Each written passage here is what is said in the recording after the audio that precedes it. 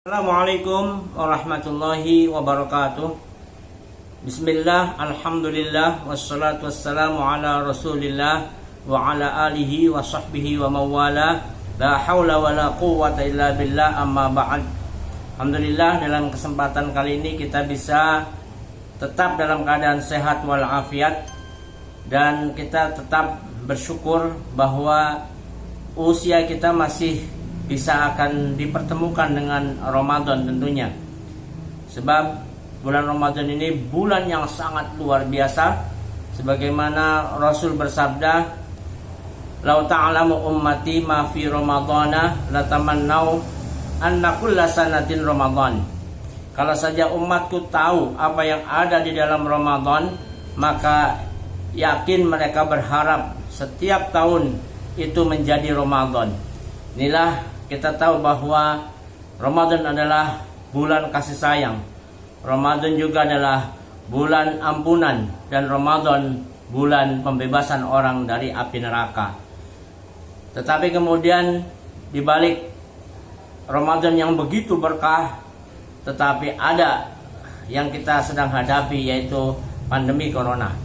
200 negara konon saat ini masih berjibaku bagaimana bisa menghilangkan pandemi atau wabah corona ini, termasuk Indonesia. Berbagai cara pun sudah dilakukan, dengan menyemprot dengan disinfektan di tempat-tempat yang dijadi kerumunan, terutama di tempat-tempat ibadah. Juga cek kesehatan dengan rapid atau dengan metode yang lainnya. Artinya usaha terus dilakukan oleh negara kita. Dan juga obat-obat disampaikan pun, zikir wirid oleh para ulama, para kiai. Obat yang mujarab dan obat yang bisa mampu membuat orang tetap sehat tentunya. Dan kalau kita lihat dalam ayat Al-Quran disebutkan, wasta'inu bis sabri was salati wa innaha lakabiratun illa 'alal khashi'in. Artinya, jadikanlah sabar dan sholat sebagai penolongmu. Dan ini berat kecuali orang-orang yang konsentrasi, orang yang khusyuk untuk menghadapinya atau untuk melaksanakannya. Jadi wabah ini dalam Al-Quran kalau kita kaitkan, maka obat yang pertama adalah bersabar. Sabar dalam arti menahan diri, tidak arogan, tidak semau gue, tetapi kemudian ikuti aturan. Sekarang kita harus bersabar tetap di rumah, harus bersabar untuk tetap bekerja, tapi melalui tempat kita tinggal. Oleh karena itu, maka adalah itu bagian dari obat bagaimana untuk menghadapi pandemi corona ini. Dan kita tahu bahwa Allah tidak menurunkan musibah ini kecuali untuk ujian. Dan juga Allah tidak menurunkan wabah ini tanpa alasan. Yang jelas dalam Al-Quran disebutkan, wa ma asabakum min musibatin fabima kasabat aydikum wa ya'fu an katsir. Wa ma asabakum, tidaklah aku turunkan musibah pada kalian, fabima kasabat aidikum, maka ini karena ada turut campur tangan manusia. Entah kesalahan berada di mana, tapi yang jelas nyata ini sudah terjadi. Dan tentunya untuk menghadapi ini, modal kita tadi pengendalian diri, bersabar. Kita tarawih pada malam Ramadan ini. Kita juga sahur pada malam ini. Di mana-mana sudah diberitahu bahwa tarawih kita akan lebih baik kalau di rumah. Dan sahur pun tidak mengadakan sahur berjamaah dengan yang lain kecuali dengan keluarga satu darah. Buka puasa yang biasanya buka puasa bersama di mana-mana, tapi kali ini harus dikendalikan untuk tidak berbuka di luar selain dengan keluarga sendiri. Dan tentunya kita dalam musibah ini harus menanggapinya dengan positif. Sebab Allah tidak pernah menurunkan apapun kecuali di balik itu ada hikmah. Hikmah yang bisa kita ambil yang jelas adalah kita selalu dekat dengan keluarga. Dan ini harus betul-betul dimanfaatkan. Karena memang sampai akhir Mei itu bukan hal yang sebentar, dari mulai April atau bahkan dari Maret. Ini waktu yang lumayan panjang untuk bisa berkumpul bersama keluarga. Jadikan baiti jannati, rumahku adalah keluargaku, rumahku adalah surgaku. Baiti jannati, rumahku adalah surgaku. Jadi kemudian satu hal yang perlu kita ambil dari ketaatan kita untuk tetap di rumah, itu artinya kita mengendalikan diri agar tetap ibadah kepada Allah, taat kepada pimpinan, taat kepada ilmu, taat kepada ahli yang menyampaikan bahwa kita harus tetap di rumah. Itu artinya kita taat kepada perintah Allah. Yang kedua adalah bagaimana kita di tengah COVID-19 ini membersihkan diri kita.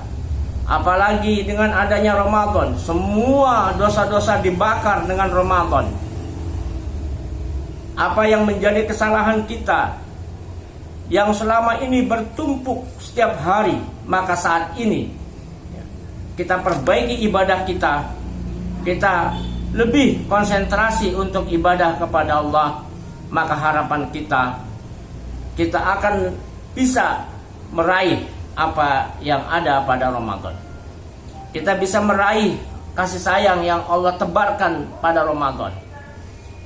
Oleh karena itu maka di dalam sabar yang kedua, pengendalian diri yang kedua ini, kita harus hindari dari perbuatan-perbuatan tercela, perbuatan-perbuatan yang muharramat, yang diharamkan oleh Allah Subhanahu wa ta'ala. Sekecil apapun, kalau kemudian ditumpuk kesalahan-kesalahan itu, maka akan menjadi dosa besar. Oleh karena itu, dengan hadirnya Ramadan dan dengan datangnya kerja dari rumah, maka kemudian semakin lengkap kita untuk bisa lebih tenang beribadah, lebih khusyuk dalam ibadah. Dan berikutnya adalah kita bagaimana mengendalikan diri kita dari musibah ini. COVID-19 bukan musibah lokal, tetapi COVID-19 adalah musibah internasional. 200 negara seperti tadi disampaikan sedang menghadapi dan bagaimana mengatasi wabah ini. Kalau kita ambil skup kecil saja, maka semua yang ada pada kita itu adalah ujian dari Allah. Semua yang berkaitan dengan kita ujian dari Allah.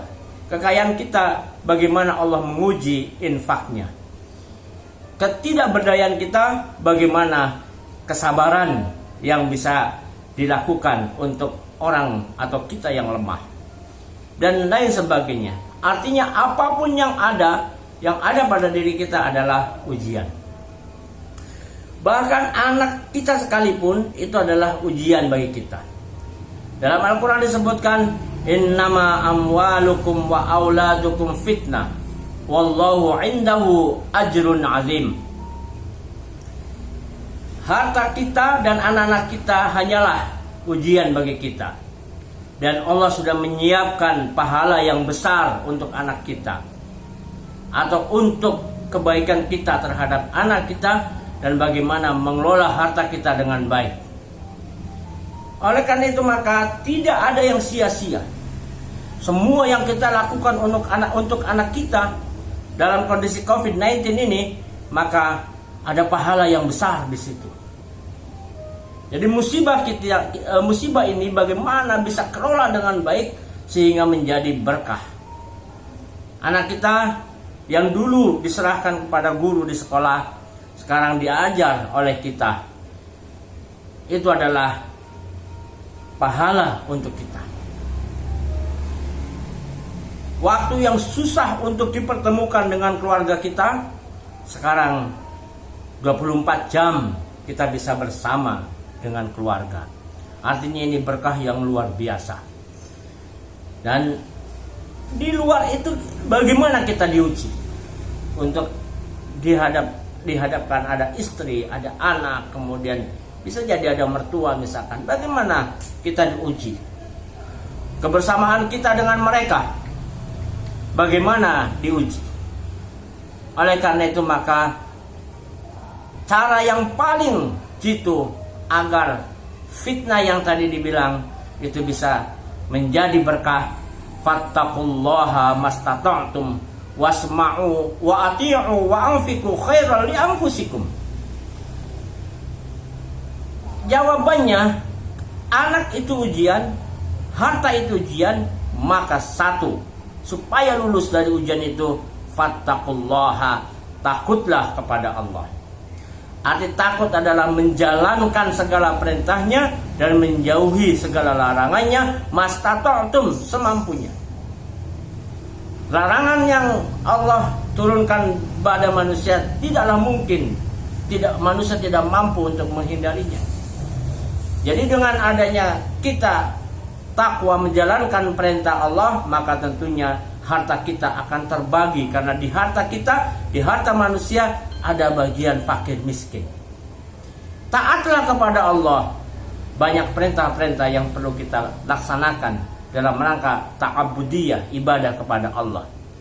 Wa anfiqu khairan li anfusikum, dan infak yang kita berikan, ya apalagi sebentar lagi tentunya setelah COVID-19 ini, bahkan sebelum selesai sekalipun sudah banyak berita orang yang kelaparan, orang yang hanya mampu minum tanpa mempunyai makanan.